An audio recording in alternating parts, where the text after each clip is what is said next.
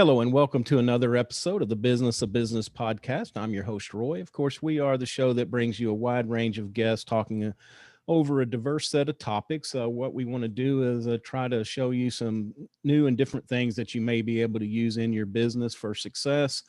Also, we want to present some professionals in different disciplines that may be able to help you in areas that you know that you're struggling in. And today is no different. We have an awesome guest, Paul Glover. He is a subject matter expert in management and coaching. He has practical experience, a sense of humor, and he is a great storyteller. I can vouch for that. We can't wait to get into some of his stories. He is the No-B.S workforce performance coach, assisting organizations, team leaders, and teams to reach their full potential and become high performing. He's also a recovering trial lawyer. He's an unabashed Starbucks addict and a Chicago's Bears fanatic. He is the author of Workquake, which presents 76 strategies and tips to thrive in the knowledge economy, as well as he is a speaker on business and leadership topics and a member of the Forbes Coaching Council. Paul, welcome to the show. Thanks for taking time out of your day to be here. Oh, absolutely. Thank you so much for having me, Roy. You bet. You bet. Well, like we've talked a little bit in pre-show, I'll probably be the first one under the bus with some topics that we want to talk about. I think, first off, before we get too deep, I just want to talk about, like, how did you find yourself here? I know that you're used to be a lawyer, but now you're doing a lot of coaching with executives and teams. So tell us how that journey has looked. Well, that journey has been a rough one, Roy. In all honesty, I'm a victim of my own inability to walk the straight and narrow. I was a trial lawyer in the city of Chicago for 30 years, representing labor unions and labor and employment law. And during that period of time, I engaged in some bad business deals, and over a period of time, accumulated enough evidence for the federal government to indict me on 33 charges of taking bribes and kickbacks. And I spent 5.5 years in prison. So I can tell you that that's why I'm a recovering lawyer. When I got out, they let me know in no uncertain terms that I'd never be able to practice law again. And by the way, I absolutely deserved the penalty and served the time. But when I got out, that career opportunity was gone.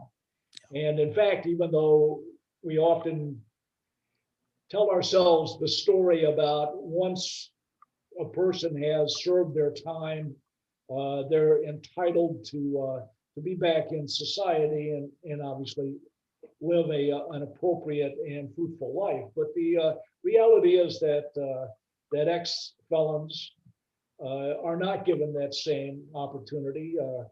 It just is the way we look at people, and rightfully so, by the way. So when I got out, I found that my career opportunities for a guy who was 52 years old and a ex-felon were extremely limited. But I also had a reputation as being a hard but fair person in business relations. And a part of what I did constructing a new career was that I took the prison experience. And by the way, I don't suggest anybody follow this course of action. I don't think you should want to go to prison to figure out what you want to do with the rest of your life. But I took that experience and the lessons that I had learned with that experience, and I put it together as a part of a coaching program.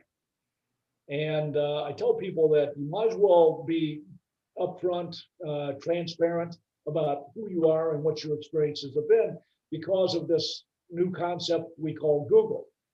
So that anybody who wants to know my past has no problem finding it out. So rather than try to hide from it, I decided to embrace it. And I began to reach out to people that I know to tell them that I was now doing coaching. And fortunately, I was contacted by some businesses that I'd done business with on the other side of the table in negotiations that offered me the opportunity to engage in coaching. And from that, that's 2001. From that, I've developed a national coaching program with primarily clients in distribution and manufacturing. Okay. So yeah, so the like I said, I believe that everybody earns their scars. And with every scar, you should also learn a lesson because those scars are painful. And Right. you don't want to forget them. You don't want to ignore them. You want to incorporate that into who you are and how you interact with other people. And we don't often want to run away from our scars. We want to cover them up, forget we have them. Don't let anybody else see them. The reality is they are an inherent part of who we are, and they dictate what we're going to do and how we're going to interact with other people. Wow, what a story. And we appreciate you sharing that. I know the transparency and just the honesty. I mean, that is, it's very refreshing. And like you said, it's with Google, it's hard to hide. So we better just embrace it and figure out how to move forward. And again, applaud you for not. You could have took the other course and said, "Well, I can't ever do that again." So now there's nothing for me. But you've kind of taken that and made a break for yourself and got out here and built a great coaching practice. Well, and you're right. And by the way, we it's interesting to me because obviously interacting in the coaching process with business leaders, we all know the right words to say. We figured it out, right? We know what the language is.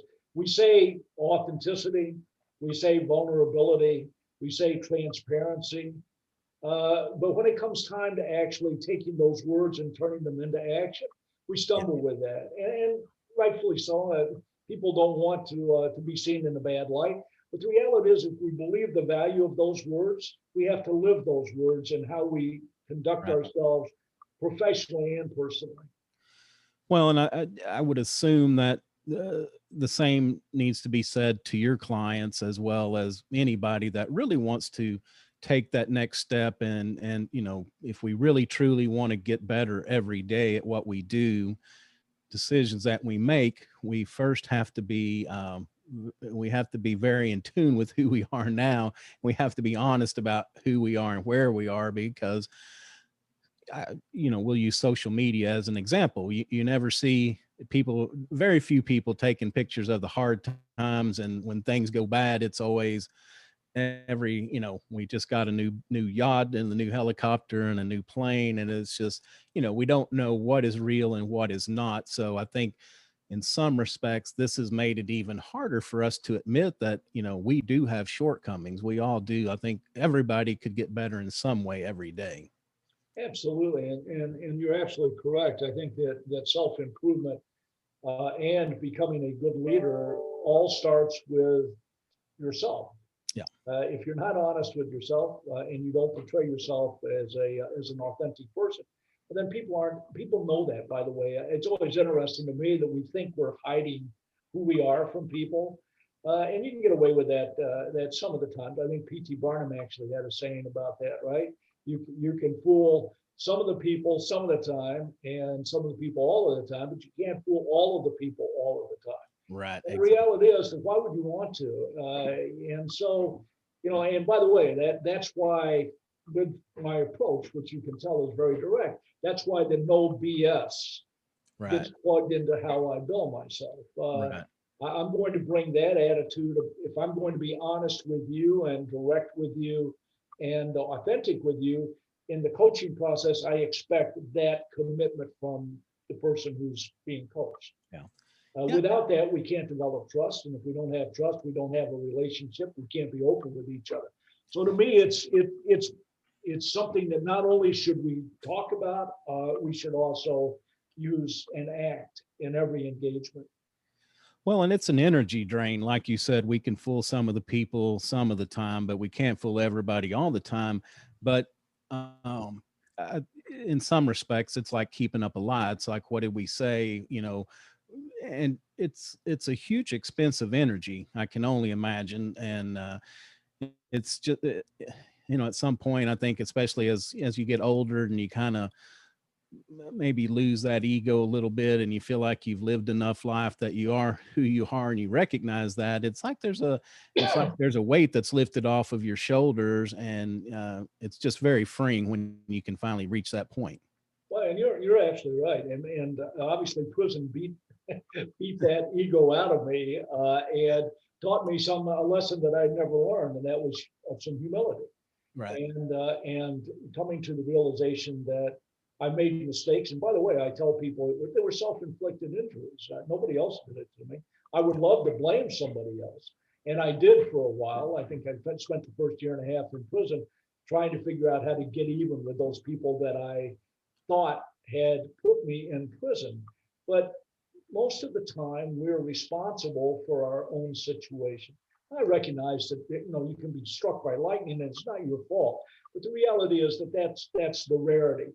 In our day-to-day business opportunities, we are often solely responsible or mostly responsible for the situation we're in. Yeah. The sooner we come to grips with that, the better we are able to change that situation rather than continue to be in the grips of either regret or revenge. Because I had plenty of time to look at the regrets and I had plenty of time to think about revenge. It was only when I got over those and started thinking about how to take that in those lessons that I had to learn. Believe me, if I had not gone to prison, I would be dead. There's absolutely no question about it. I was headed down that path and it saved my life. And that's so odd for people to hear that. It was a good thing in that respect. And I'm a much better person now than I was when I went to prison. And all I can tell you is that I don't want anybody to have to go through that experience to learn the lesson, but I also don't want anybody not to learn the lessons. Right. Exactly. And one thing I think that where you got my attention is something that we don't talk about a lot during the coaching is the health aspect of as people as leaders. And actually, I think it's the caricature of the hard drinking, hard smoking, hard living guy. And that just lasts so long. And like you said, you end up getting yourself in a jam when you live that kind of life. But let's just talk about the health aspects that we need to have to get up and be the best performer every day. Well, and first, you're absolutely correct that is a topic that is often overlooked. The pandemic has given us the chance to talk about well-being for our work team, and I absolutely believe that that's required. But I also tell people in the coaching program that self-care is required before you can take care of someone else. So before you can take care of your team, you have to take care of yourself. And again, we all know what that means. There is no one that is in a coaching program, and when I talk to them about what that means, they can tell me. The problem is, once again, taking what we know and turning it into action. Right. And of course, self-care to me is very simple. I've become simple. I don't believe we should complicate our lives, and I certainly don't believe we should complicate our interaction with others. That just creates confusion. So when we start talking about self-care, I immediately go to the fact that there is an obligation on the part of a team leader to do the best they can as that team leader. It's an obligation. And first, it's a privilege to be a leader. I know that sometimes the leaders start to think that they got there on their own. Because nobody gets there on their own. I'm sorry, it just doesn't work that way. There's an organization, there's a team, there's support for that person who's allowed them to move up the corporate ladder or business ladder and be successful.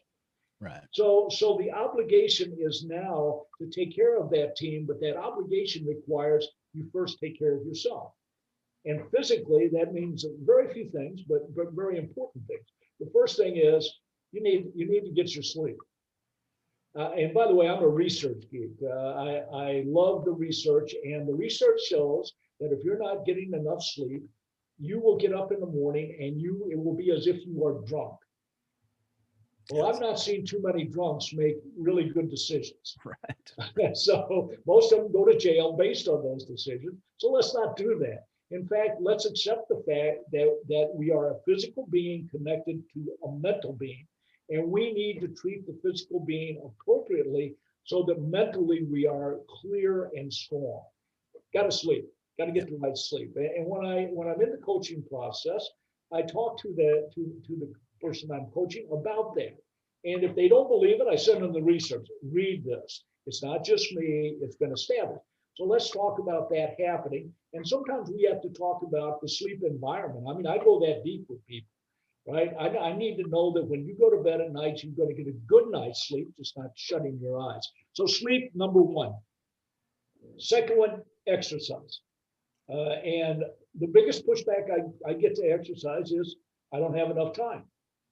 And the reality is it's the exercise that allows you to actually become more energetic and to establish the focus and discipline you need to get through the day.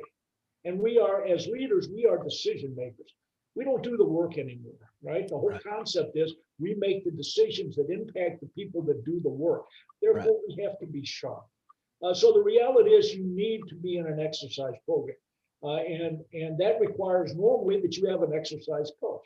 I absolutely believe that most leaders need to have a coach that works with them to make them physically, appropriately physical.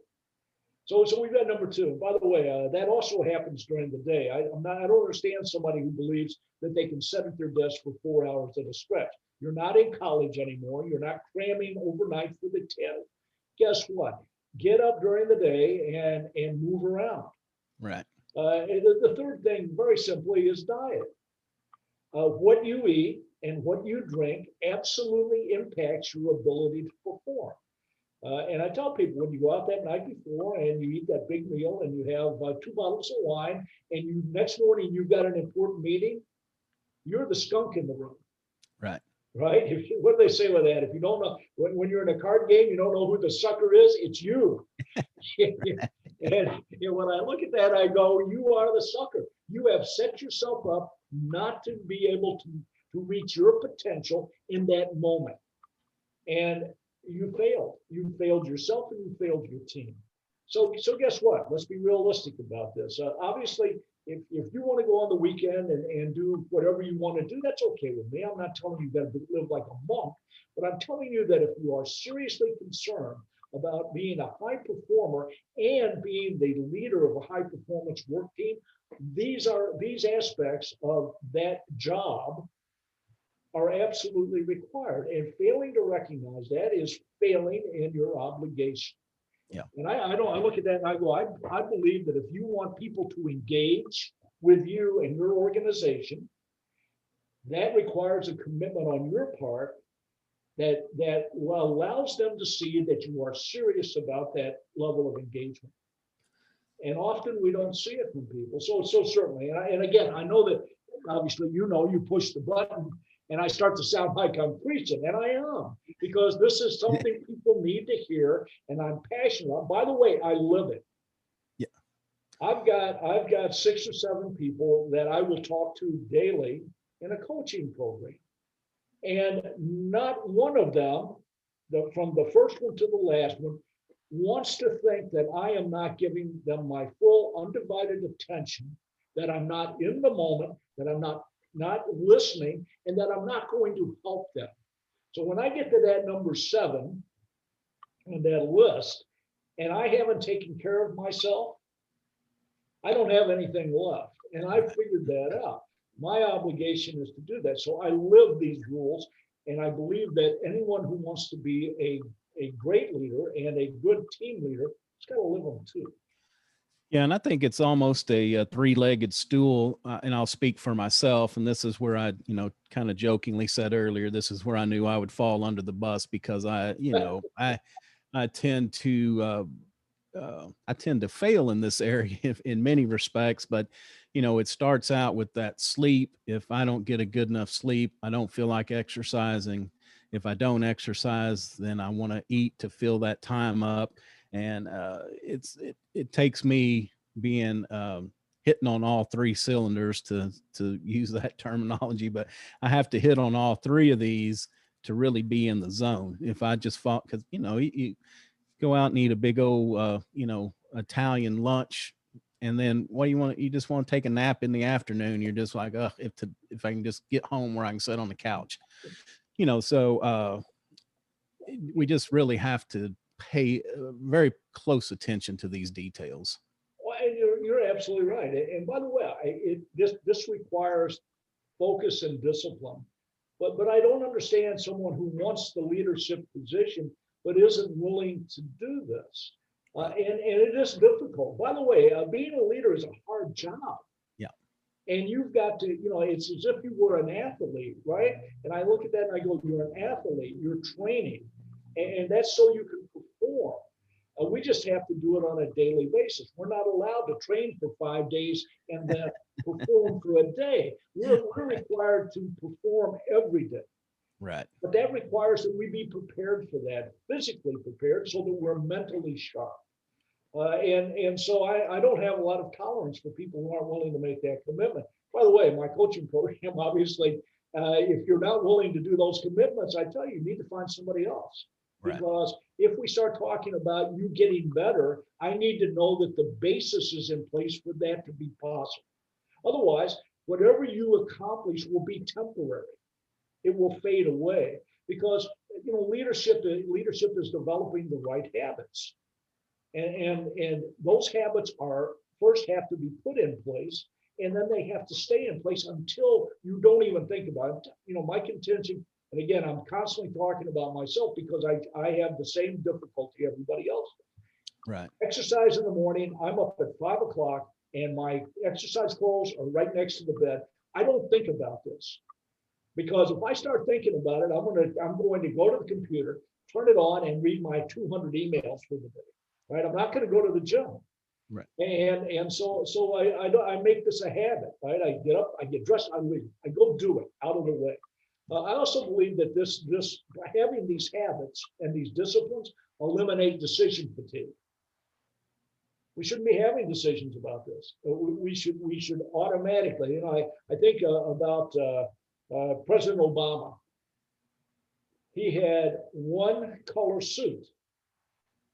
He never even, and when asked why, he said, because all I have to do is put it on. Right. I don't have to think, is it the right color? Is it going to go with my tie? And I thought, when I heard that, I said, now that's a guy that's figured it out. Right. By the way, nobody ever thought to ask him, what, are you so dull you only wear black? He wore the suit. And I would suggest that leaders have to be like that. Eliminate the distractions. Yep. Focus and discipline. And suddenly you find that you're much better at your job. By the way, it doesn't make your job easier. It just makes you better. Yeah. Yeah, it's funny you bring that up because me and Terry were just having that conversation the other day about I was just telling her, when we start going back to the office all the time, I said, I'm just going to get me khaki colored pants and a blue shirt, have one for every day of the week. And I was explaining that to her about this decision fatigue. And it's a real thing. We have decisions flying at us all the time. So if we can eliminate, 10% of those by just streamlining and having processes in place. And another one you kind of caught me on there was that, looking at your phone first thing in the morning, because I've fallen into that bad habit too. When the alarm goes off, you roll over and you kind of scroll through the headlines of the emails, and then, next thing I know, she's trying to hustle me out of bed and saying, you're laying there too long, get up, let's get moving. So, again, I can speak from experience. These are real productive killers. Absolutely. And, and look, you have to be realistic about a couple of things. First, finite time and energy. And often people are always, by the way, I've been doing this for 30 years, and I can tell you the time management, whatever that means, is still a relevant topic with every leader I talk to. Yeah. So the concept that we only have so much time, I don't care if it's 24/7, but also we only have so much energy. And that's where people forget the connection. They believe that if they put 4 hours in on a project, that it's the best use of their time. It's the best use of their time, but it may not be the best use of their energy because the focus may be completely different. So anything that drains your energy, and by the way, I go back to the Matrix, right? Every human being was a battery. And when you get up in the morning, hopefully the way you've treated your body, your battery is now at full charge. Right. You get up, you've had your sleep, you didn't abuse yourself eating or drinking, and guess what? We're ready to go. We get our exercise in. By the way, exercise is great. people somehow get the impression that exercising is a energy reducer. I would tell you that it's absolutely not. It is an energy inducer. And so suddenly you're ready for the day. But during the day, because of all the decisions and all of the activities, we start to be drained. That's why I said you can't just believe you don't have to recharge during the day. Yeah. What does recharging look like? Well, first, you absolutely said it. Don't go out and eat this big lunch and think that once all the blood goes from your head to your stomach, you're going to be making good decisions. Right. That's not going to happen. Don't go out and have a beer. I'm sorry. You know what you should be? Drink your water. Oh man, you are so boring. Yeah, I am. However, I'm very productive. And I would suggest that drinking your water and then getting up every 90 minutes and doing a walk. Just walk. If you get outside, even better. Clear your head, recharge your battery. Everybody knows about the 3 o'clock slump. You know, that is just when we have run out, our battery is run down. Right.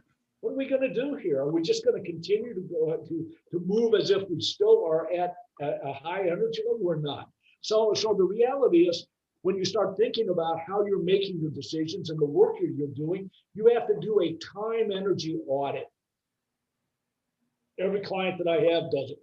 I want you to do a 24-hour audit, and I want you to look at 30-minute segments. And within that 30 minutes, what did you do? And what was your energy level? Okay. And by trying, and by the way, everybody tells me, I know how much time I spend doing. No, you don't. You just think you do. And we trick ourselves all the time, right? But within that 30 minutes, I will, working with my clients, I say, wait a minute, let's look at this distraction. Should you have taken that task? Why are you taking your call instead of bunching your decision making, right? Like emails. We're crazy about emails. It's Pavlovian dog. I mean, the email comes in, and of course, we have a notification on. I don't have any notification. I mean, how would you like to be in a coaching session with me and hear the notification on my phone go off? Right. No. I don't need that, and neither do you.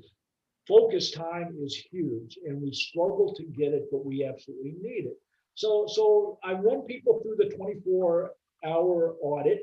We look at where their energy is high and energy is low, and we start to move their task around. Because there are some low energy tasks that you can do when you're low energy, and they get done okay. They are the mundane, administrative, just about non-decision making tasks, right? And we want to bunch those when your energy level is low. Makes sense, I would think. I mean, when I say, you know, and by the way, as a trial lawyer, I never let my client be sentenced in the afternoon. Because the judge's sentencing in the afternoon, when they're tired and cranky, is more severe. Interesting. Oh, absolutely. You want to get the judge at 10 o'clock in the morning. He may be mean, but he is going to definitely give you a better sentence than the one at 3 o'clock. Good to know. It is. I hope you never have to use that information, right, exactly. or that your listeners have to use it. But if they do, and their attorney says, well, we'll be there at 3, go, hell no.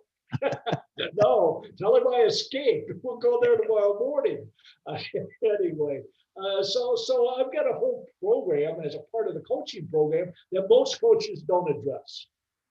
They don't look at that. They believe that that's the person's responsibility. And by the way, it's the person's responsibility to carry through. But for the most part, I need at least to make you aware that these things matter. And by the way, it's interesting when I connect it to the obligation to the team, because we look at what we eat or drink as a personal decision.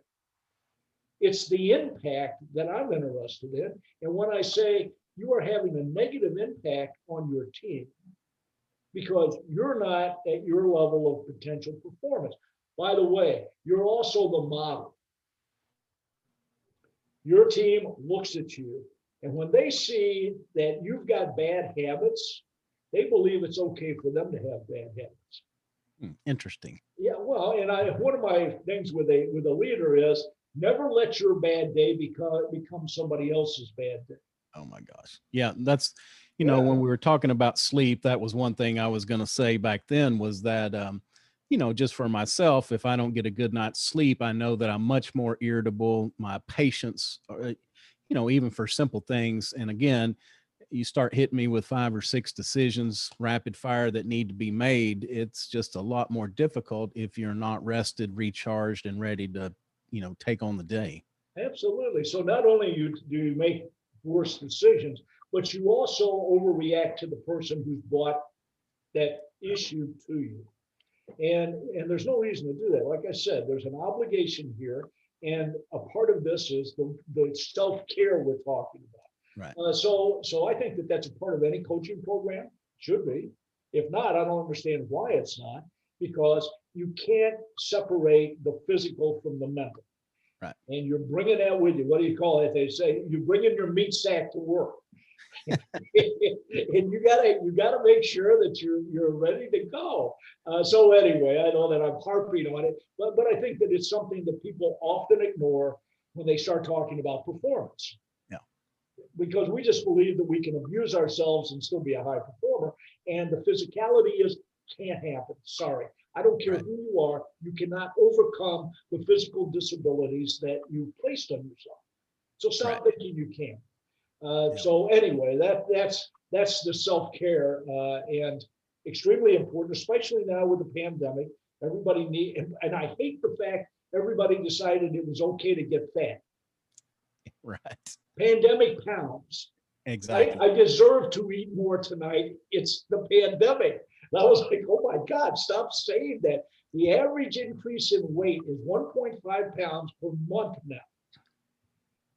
Okay, we've been at this for a year. Have you actually put on another 12 pounds? Yeah. No, believe me. Stop. Bake the cookies. Don't eat the cookies. Yeah. I must say I was an overachiever in that category. I probably brought that average up. It was probably under 1 until they averaged me in there, and I brought it up. And by the way, I've got 4 granddaughters, and every one of them decided they were going to bake, right? And we had stuff coming every day. There'd be a cake and a cookies, and I was like, oh crap! And of course, my wife has got to at least eat some of it. Yeah. You got to tell them it's okay. And I was like, oh, they're killing me.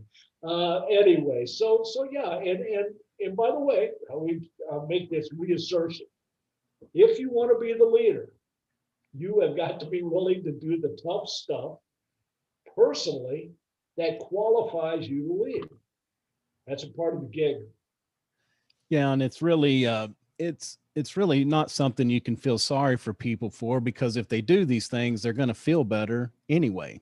You're not going to feel bad. So it's like, I'm just trying to help you. Even if you don't even do anything better in business, you just will feel better as a human being for sure. There is that personal aspect of feeling good. And by Right. the way, and some guys that I talk to are like, no, I'm sorry, I'm not going to give it. Okay, I'm all right with that. Except when we talk about what we're coaching you for is performance improvement. And so once we've established that conversation, and you've told me I'm not going to, I'm sorry, I enjoy drinking every night. All right, fine, have a couple of drinks. No, man, I really hit it hard.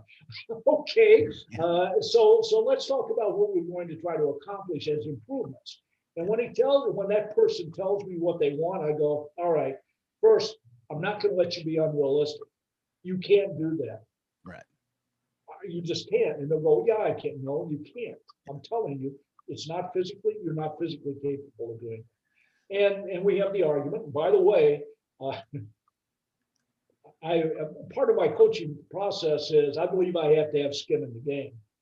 So 50% of my compensation is banked. That means that once you and I have agreed upon the outcome of the coaching process, then if we don't reach it, I don't get that 50%. Wow.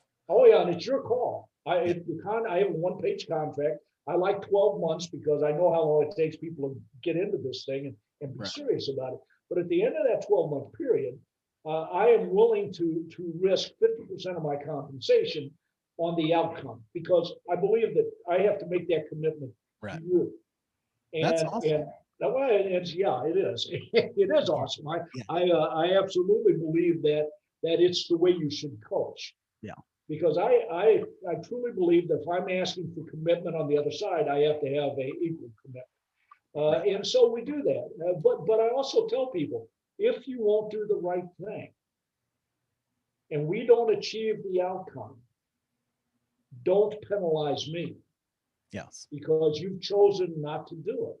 Right. And accountability is a huge part of this. So with that in mind, people do look at it differently. They're very surprised I'm willing to make that type of commitment, but it just seems the right thing to do to me. And so far it's worked out well. Obviously, I'm not in rags. So, so we're managing. We're managing. And by the way, the reason I don't do 100% is I don't trust you until I know you. Right. So anyway, so yeah, that's the self-care aspect. All right. Well, I certainly do appreciate you taking time out of your day to be with us and go over self-care. Are there any other points that you want to hit before we wrap up? That's pretty much it. And by the way, obviously we've had a tough year, and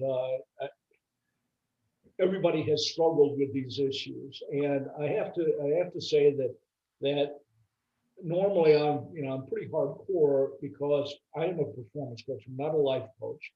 But I have had to take into consideration the fact that people are struggling in ways that they weren't struggling before this. Right. So empathy has got to be part of the process. Everyone listens to me and they go, "Oh my God, I wouldn't want you to be my coach because holy crap, well, you don't sound like you care." And my response to that is, I am much more empathetic than I was because the circumstances absolutely demand it. But they only demand it up to a point. Right. And once we reach that point, then I do care, and that's why I do things the way I do.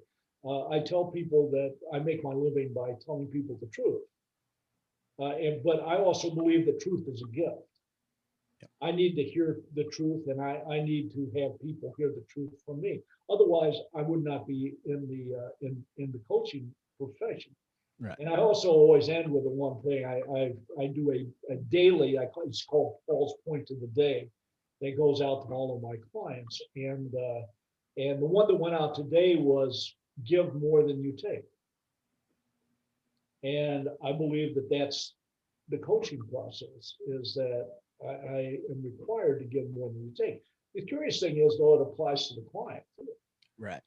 So anyway, that's all part of the relationship building. Yeah. And I think that's that's something that's just good to live by in general. If we always will give more and not expect something in return, it always comes back to us tenfold. So It does, and unfortunately, and I'll be quiet about this. Johnny Depp, the Pirates of the Caribbean. I don't know if you watch that. I find it funny and amusing and fun to watch. The pirate code was take it all, give nothing back. And unfortunately, I believe that that's something that we fight in business. We should be giving more than we take, but we have these metrics that require we try to take it all. right.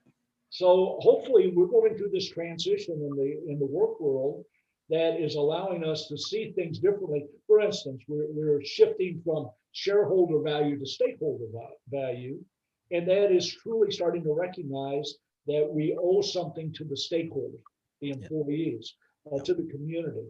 So I think that we're in that transition, and hopefully that the pirate code is not going to be how we go forward. Yeah.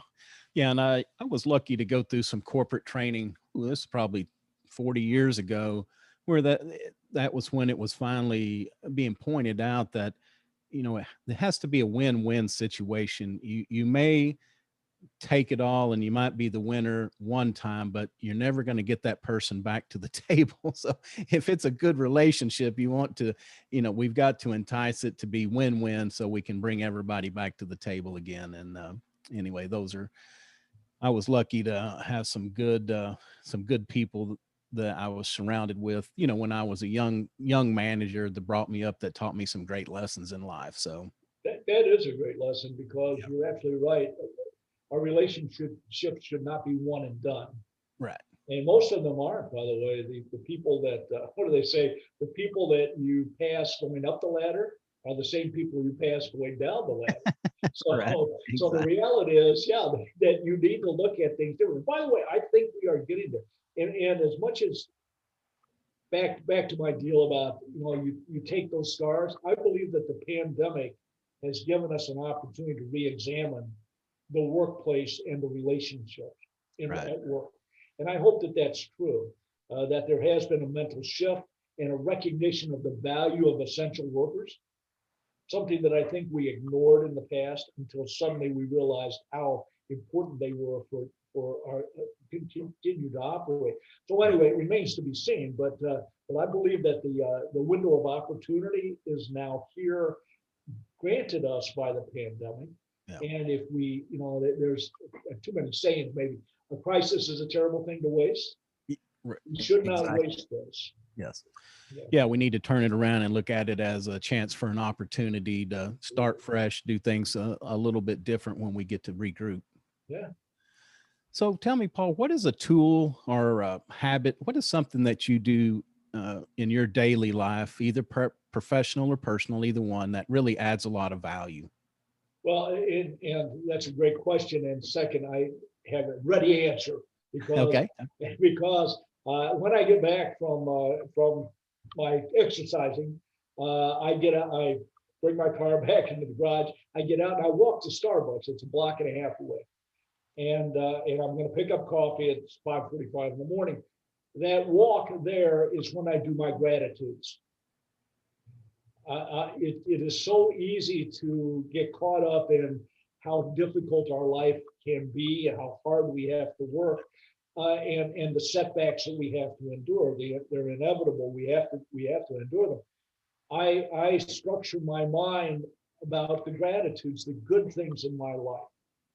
So in the car driving to the gym, I say my daily prayer. And that sets my mind, right? Because it's all about how grateful I am for what God has given me.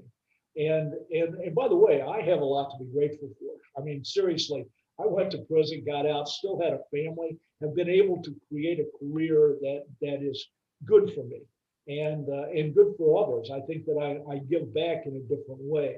And I think I have an obligation to give back. But when I walk to Starbucks, I start with my grandchildren because and my kids, my family is where I am so grateful. And I remind myself of that. And I think that everybody needs to start their day off with gratitude. I'm not telling you what you should be grateful for, but that habit puts a positivity spin on your day that you need. Otherwise, days look really rough sometimes. Yeah. And you've got to realign your mind so that it looks positive. That's how I get there.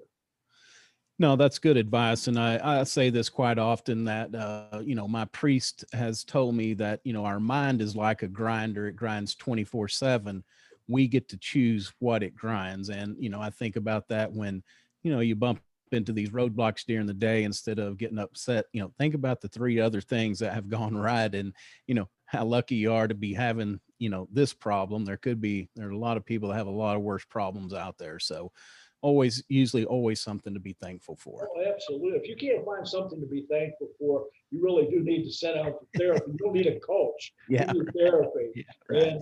And I think that you look for that. I would hope that everybody looks for that in other people. Yeah. It's so easy to see the negative just because we're presented with it often.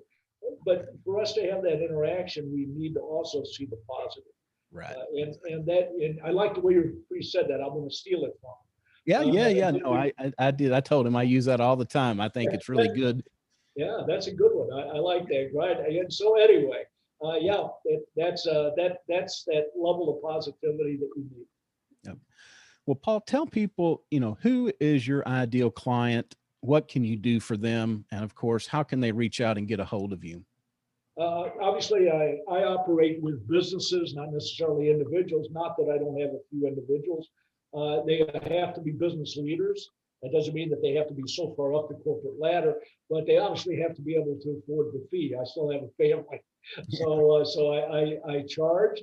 Normally, it is organizations that hire me. I then work with the people from mid-level management all the way to the C-suite. And I also do group coaching. Okay. A president might hire me to work with their management team. And I'll work individually with them, but I'll also work with them as a group because what we're doing here is building teams. So that's who my clientele is. Again, it's not that I won't work in any industry, but my approach is so direct that there's some industries like hospitality that have some difficulty with my approach. It's just a little bit too hard for them.